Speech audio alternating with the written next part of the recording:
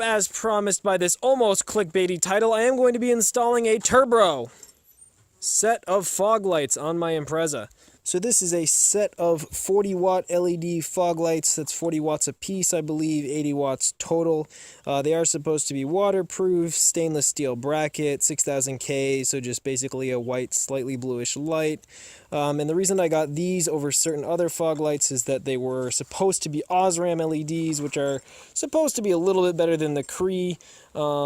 They are TUV is the original brand, I believe. They were rebranded as TURBRO, and they were $35 for the set, which really isn't bad. I did a lot of research to decide what to get, and I'll show you why I got these. Alright, but first, the front of my car is just covered with dead bugs, so I think I'm going to spray it off real quick. This is just nuts. I don't want to work in that.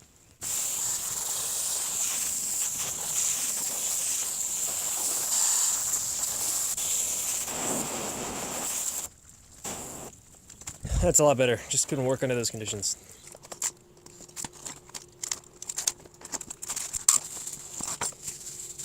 Nice. They are actually TURBRO branded, so that's pretty cool.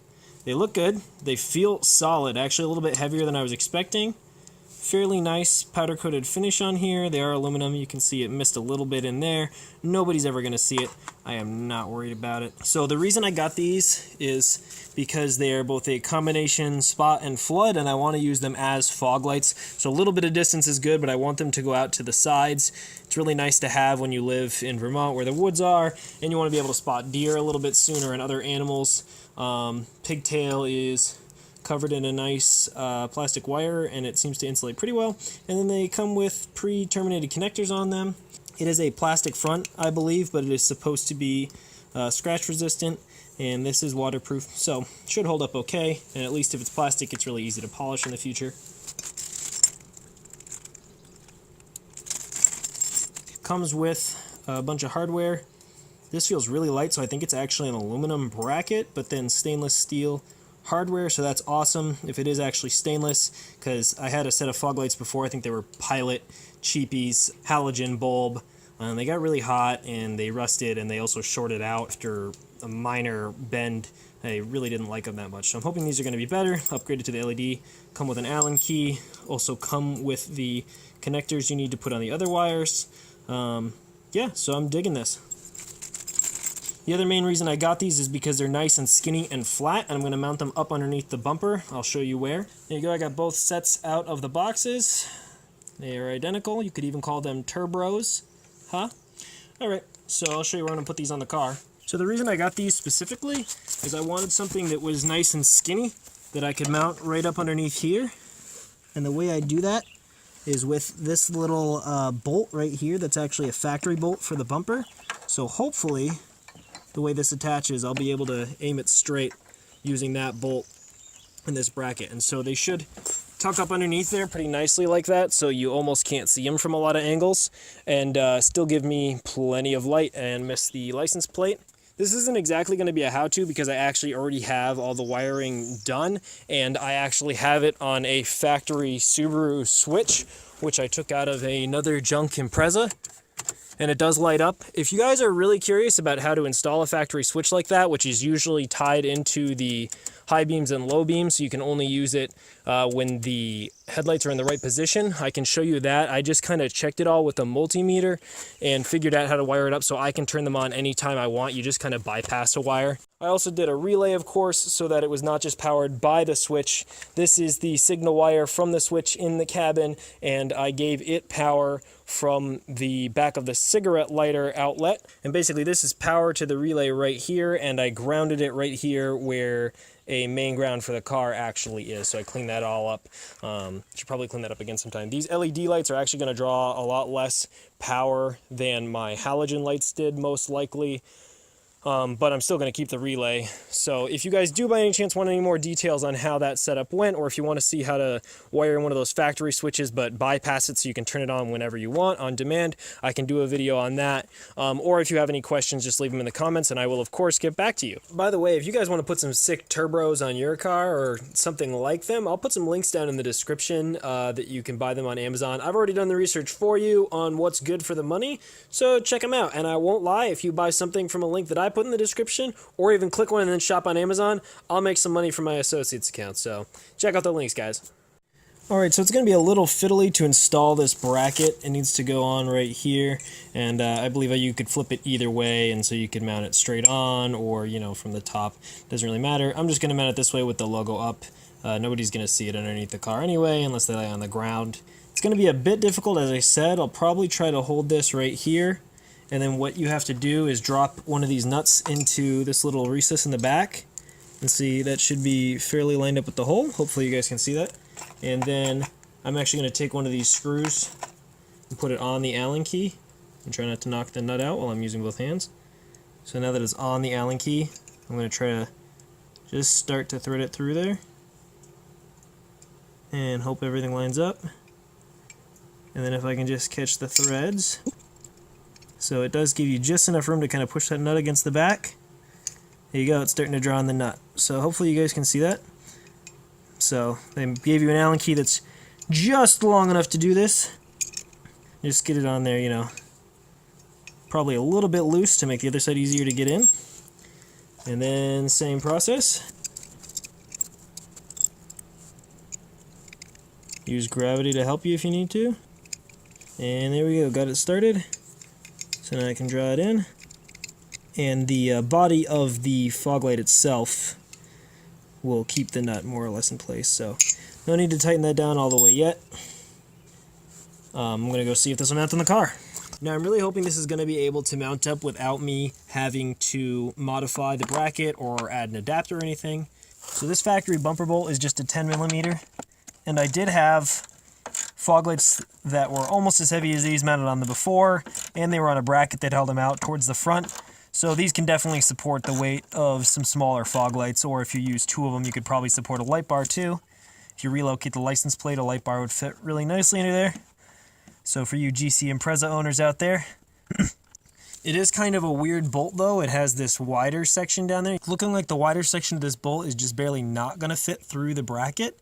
So I could either modify the bracket just a little bit by drilling it out, or I can use a different bolt. I also just realized that with this bolt at least, I'm not going to be able to get it on without removing the bracket. So that's kind of a pain. So put your bolt through the bracket first. The kit does also come with its own mounting bolts, of course, so if you had a place to drill a hole and thread this through, comes with the bolt, the nut, and a lock washer. So keep that in mind if you don't have another bolt you can reuse on your car. But I'm going to try to find a different bolt to put through the bracket. So I just went through all the bolts that I took from the part out Mitsubishi, and these are luckily the same thread pitch, and they're even nicely coated and come with a lock washer and another flat washer. So these are going to work great. They don't have the wider part, and so I even figured out a way to get them into the bracket without having to remove it. You just basically put it in this recess and slide it up in, and I should be able to work with that. Alright, so now the tricky bit is going to be seeing if I can actually get this started, and also if this fog light will fit in this location the way I want it to. So I did just hit another little snag. It turns out that this bolt with the two washers is just too big to actually swivel up and be able to be perfectly vertical with this low profile bracket. As you can see, it's just slightly at an angle. And basically what I noticed is they used a thin profile bolt, and that's actually supposed to sit on the other side in between those two recesses so that it would hold it in place while you tighten the nut on the other side. So normally you would put this bolt through the bracket first, put the bracket on, and then that would hold it in place while you tighten the nut. Alright, I found these other bolts, but the problem with these is they have a much wider base, and then it sits on the ridges, and then it still doesn't fit up. So what I'm going to do is just go with the original shiny bolts I found, and I'm just going to force them up a little bit to make it sit flat. And unfortunately, you can see it's not quite gonna fit because it's hitting on that bumper. So even if I get that all straightened out, it's gonna just barely hit on this thing and be turned inwards, which is not what I want. So my plan is not quite as perfect as I was hoping. I'll have to figure something else out.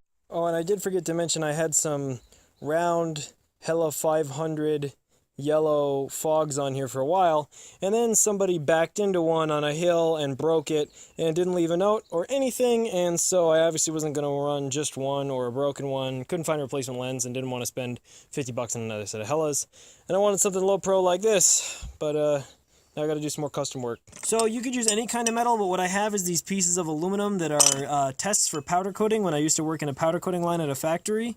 And I think I'm gonna take a couple of these and chop them down and use the existing holes and drill a couple new ones to just basically make a bracket that brings it forward just a little bit so that it'll actually fit flush with the front of the bumper. So ideally when I'm done, the fog light will sit essentially like that, either just underneath the bumper or kind of flush with it.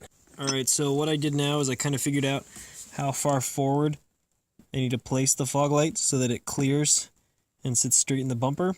So I basically want the bracket to end kind of just ahead of where this black line is.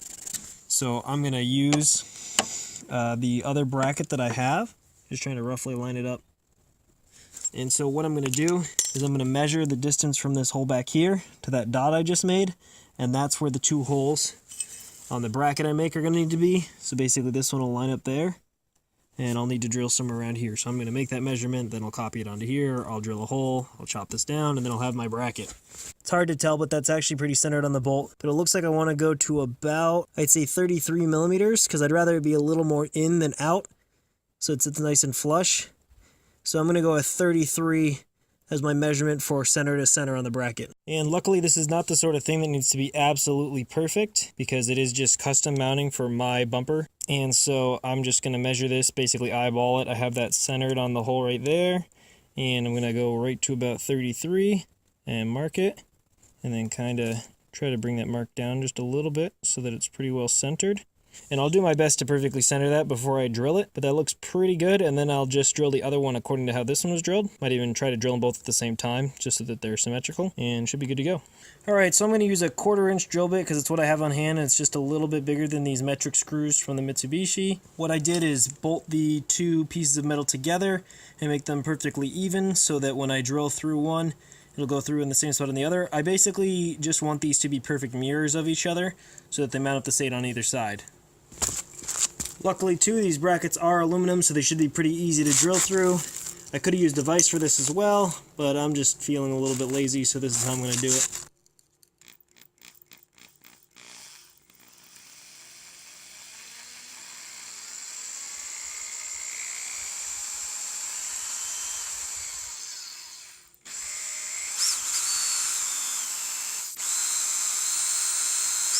I definitely don't think this is the sharpest 1/4 inch drill bit in the world. I also did walk a little bit off center, but not bad enough for me to care. Alright, I had a slightly smaller drill bit on hand that looks a lot sharper, so I'm going to go with that.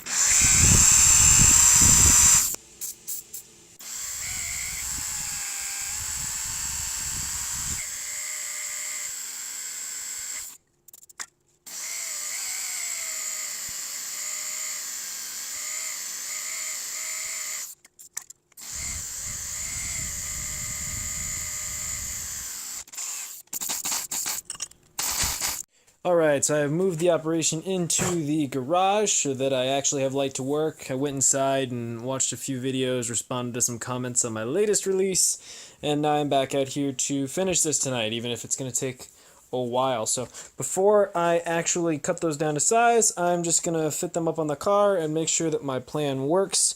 I have gotten some additional hardware. I got some slightly longer bolts to go into the car since the aluminum brackets are a little bit thicker than the original plan, and I also am going to use the original bolts I was going to use or some slightly different ones and a nut. All of this parted out from the Mitsubishi to attach the fog light to the front part of the bracket. I'm also going to be wearing some gloves because I was sick of constantly getting oily, rusty, or dirty. Man, everything just wants to fight me. Even these nuts are just slightly too large, especially with the threads of the bolt to go up perfectly vertical. So, gonna try to find a different nut and bolt setup to make this actually work. Alright, I have found a solution. It is not an ideal solution, but since nobody is ever going to see this, and I just need it to hold well enough, and it's honestly for utility, it's going to be fine. So, I have these SAE bolts, which I hate, and they're not stainless or even really well coated, so they'll probably rust. But I can thread one of those up through the bracket. It's got enough meat that it cannot slip through. And then I can put it through the big hole on my improvised brackets. Use an SAE nut, which I hate. And then I will simply use a Dremel and cut off the remainder. So, onward to testing. Now I know that the main issue is that this is going to stick out and hit the bumper, but I want to know by how much. The answer is essentially 100%. So that just plain, doesn't work. So what I will most likely do is once I trim that off, I will simply cut up a couple of these other brackets that I'm not going to be using, and I will use them to shim the rear hole and use a longer bolt.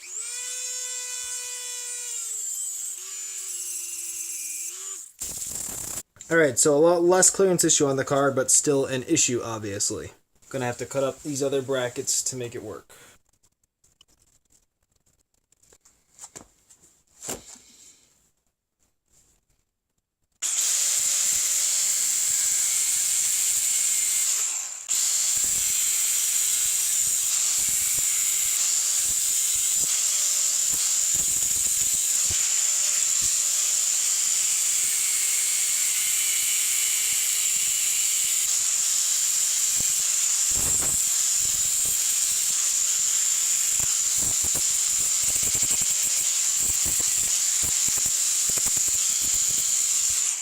God, this is like some extra high-grade aluminum or something. Like, the cutting wheel should go through it like butter. Good enough. I was gonna paint all this stuff, but I don't even know if I feel like doing it tonight. Alright, so this should clearance it nicely. If you see, it's about the same height as that nut. Yes, plenty of clearance, as you can see right there. So this will work great, finally. Now, unfortunately, I have to take off this bracket so I can cut both of these down to length too, dang it.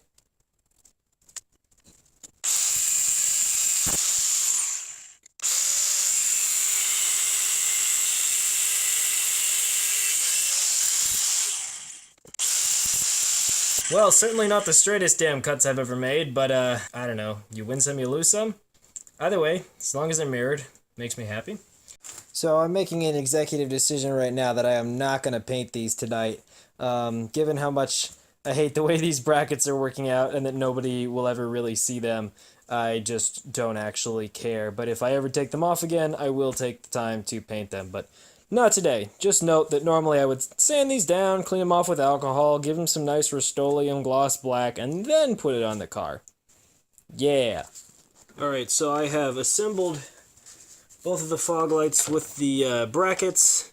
They're all evened out and should be pretty level when installed. I just have to cut off the excess of this bolt, and then I will mount them on the car and wire them.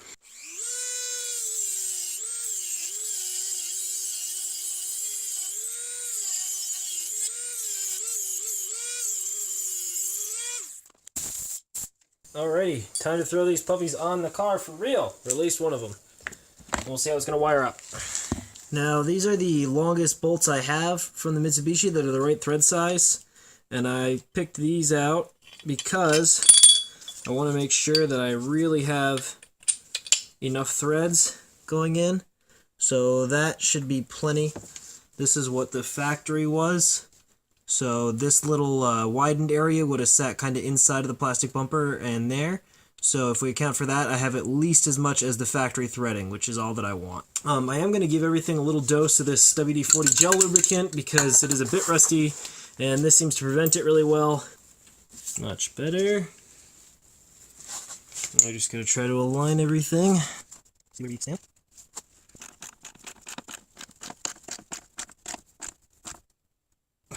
Okay, that feels good. That's how it looks.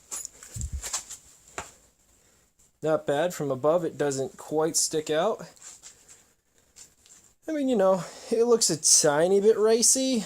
You can see the TURBRO logo now, which lets you know my car has currently one TURBRO. Soon it'll be twin TURBRO.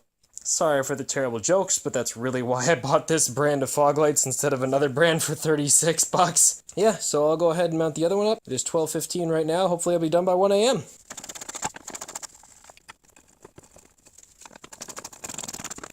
Alrighty. There she is. Twin TURBRO. Can't say I like it as much as the Hellas in terms of looks.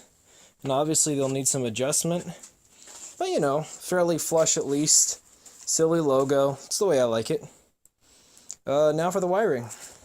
Alright, so let's see how I had this wired up. Yeah, so this is what I had. I had made this rubber plug to seal the back of the Hellas because the kit I got was missing the little grommets. You can see I put some heat shrink on these just to keep them from corroding, and it looks like they'll actually hook straight onto these already.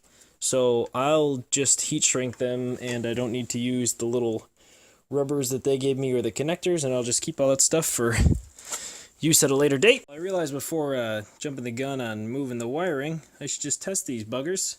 So I've got them wired up real quick here.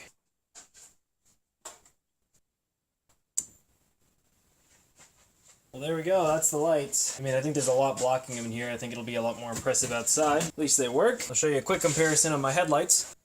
Fog, low, just low, brights, fog, just fog. So, honestly, with the car not running, my brights are dimmer than these friggin' fog lights. I'll do more of a comparison when I get out on the road, but they're pretty bright. They do make kind of a high-pitched noise, as one of the reviews online said, but I don't think that's a huge deal. Oh, and just for the record real quick, I would almost never make the positive wire black and the ground blue, except in this case I had enough of the black wire, which was a thicker gauge, to be positive, and I wanted the blue to be negative because it was a shorter run and thinner gauge wire for the ground, so it just made more sense at the time. But normally, I would always stick to bright color positive, dark color negative. Alright, I am all done, so all that I really did was tie up the wiring using that reclosable zip tie and kind of tie the zip tie in a knot. And now, you know, these are in, and the only part that people will really see is the fog lights themselves. The wiring is tucked enough for me. This is not a show car, this is my daily. Looks pretty good. I'll go out on the road and show you what it looks like in the real night time. Alright, so I'm looking down a dirt road right now. Here is fog lights only, the new LEDs I just installed. Here is low beams only, and here is high beams only. So here is fog lights with lows, fog lights with highs, just high, fog lights, just fog lights, both, lows and fog lights, just lows, lows and fog lights, just fog lights, both. They definitely cast light up high where I don't need it, which would have been nice if I could have tucked them further back under the bumper to prevent that, but they seem to cast a pretty wide beam and pretty long. I mean, I could definitely drive like that, although I think I want to aim them up a little bit because it mostly looks like they're shining on the ground right in front of the car, so they're probably aimed a little bit low. Here's what they actually look like on the car. Fogs and lows, fogs and highs, just fogs. So yeah, at night, I mean, they look pretty good, I think. Nothing incredible, but they definitely work. And the good thing is I can turn them out a little bit to get a wider pattern if I want, kind of shoot them out into the fields. Alright, I think this will be an even better spot to compare because I'm kind of on a hill with multiple layers and trees way off in the distance. So here is just fog lights, just low beams, just high beams, fog lights again, fog lights with low beams, fog lights with high beams, just highs, both, just lows, both, just fog lights. And they do cast a fairly wide pattern. You can see, compare that to my low beams, and if I turn off the fog lights, so the fog lights go out much wider. Then also look at the trees over there. So up ahead, it's a much wider pattern. Compare that to my high beams. Again, I'm still getting more of the trees on the side and more out into the fields. And really, it's just surprising how much kind of up ahead in that area while I'm driving gets illuminated. So I'm pretty happy with it, especially for $35. It really helps kind of just double my light output at least, and I kind of like the way that it complements my current lighting, because you can see with the low beams, it sort of combines rather than like overtaking it. But it's crazy how much whiter this light is. Pretty happy, especially for what I paid. I think it'll look fairly good. Overall, not too bad. It is 1:30 a.m., so way later than I wanted to be done, but pretty sweet. This is while driving. Lows and fogs, highs and fogs, lows and fogs, just fogs.